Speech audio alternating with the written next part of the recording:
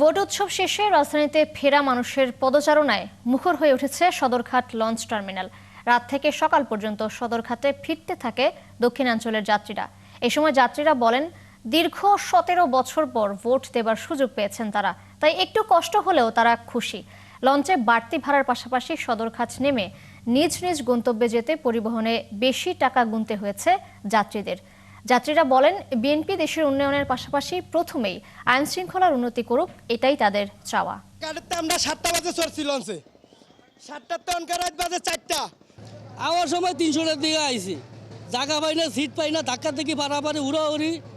যে লঞ্চ 7টা বাজে ছাড়িয়ে আইছে, লঞ্চ সবাই 4টা বাজে ঘাটে আইছে। যে লঞ্চ 9টা বাজে ছাড়িয়ে আইছে, লঞ্চ যাত্রী নামাই দিয়ে আবার ভোলা চলে গেছে। একবারে সুশৃঙ্খলভাবে নির্বাচন হয়েছে, কোনো গ্যামজাম হয় না। ভোটের স্বস্তিও ভালো ছিল, ভোটের পরিবেশ ভালো ছিল। দেশের পরিস্থিতি সামনে ভালো হয়, তখন এই কষ্টটা আর গায়ে লাগবে না।